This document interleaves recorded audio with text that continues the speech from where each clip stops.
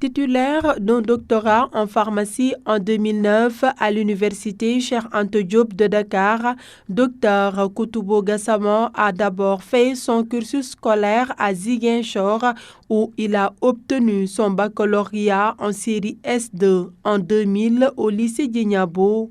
L'homme nous retrace son parcours. Moi, je suis né dans un village du département de Ziguinchor à Barkabounaou, où j'ai fait mes débuts de scolarisation jusqu'au CM2.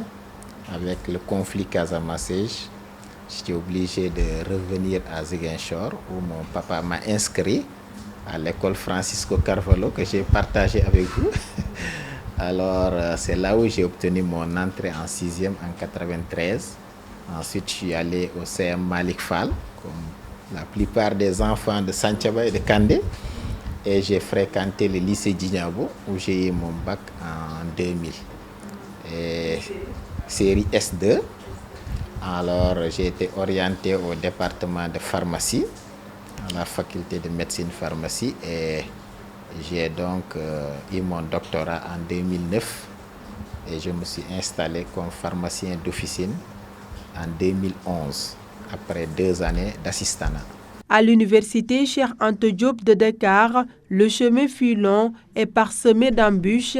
En moyenne, c'est 6 ans pour un cursus normal, mais quand vous reprenez des années, effectivement, comme ça a été mon cas, donc ça a été plus long, extrêmement difficile par moment, mais comme je l'ai dit, c'est le difficile qui est chemin, comme on dit. On s'est battu dur pour réussir et il y a eu par exemple la 2e année, la 3e année qui sont des années extrêmement difficiles quand même et donc ça n'a pas entamé notre détermination à devenir pharmacien. La découverte du VIH2 par le brillant professeur Souleymane Mboup de renommée internationale va servir de tremplin dans le choix du jeune pharmacien. La première, j'étais un peu séduit par la découverte du virus du sida. À l'époque, par le professeur Souleymane Mboup, qui est pharmacien. C'est lui qui avait découvert le VIH2. Et comme c'était un pharmacien, comme le sida était quand même un peu nouveau, ça m'a intéressé et je me suis dit pourquoi pas devenir un futur Souleymane Mboup. Ça c'est un. La deuxième chose, j'ai eu quand même des aînés qui m'ont orienté, qui m'ont encouragé à faire cette option, d'autant plus que mes notes aussi au lycée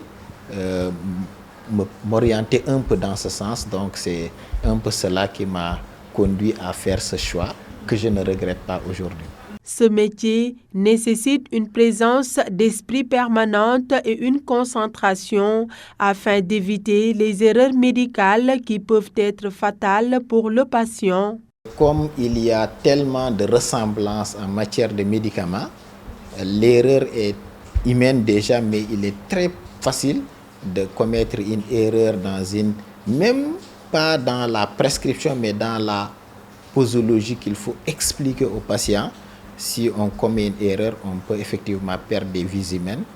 Et c'est aussi un métier à cheval entre la santé et le commerce.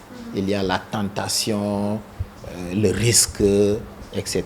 Il y a beaucoup de choses qui sont à la fois concentrées dans la délivrance du médicament. Le pharmacien peut-il jouer le rôle du médecin? En réalité, le pharmacien n'est pas habilité parce que le législateur a délimité les différentes professions avec chacun le domaine de responsabilité qui lui incombe. Pour ce qui concerne le médecin, il est habilité à recevoir un patient, à poser un diagnostic, à décider d'un traitement. Le pharmacien, en ce qui lui concerne, c'est de vérifier la régularité de la prescription, le droit du prescripteur, comme j'ai dit. Ensuite, de dispenser le médicament et d'accompagner cette dispensation de l'ensemble des explications qui permettront aux patients de bien utiliser le médicament. La profession du pharmacien est une convoitise pour les jeunes. Koutoubo de conseiller. Un jeune qui a le bac, qui a le bon bac, qui souhaite devenir pharmacien, je l'encourage parce que je trouve qu'il sera très satisfait de sa formation déjà. Sa disponibilité, son sens d'écoute et sa passion envers son métier ont fait de lui un homme humble et aimé par tous. Koutoubo, comme l'appellent affectueusement ses proches, est une référence de taille pour les générations futures.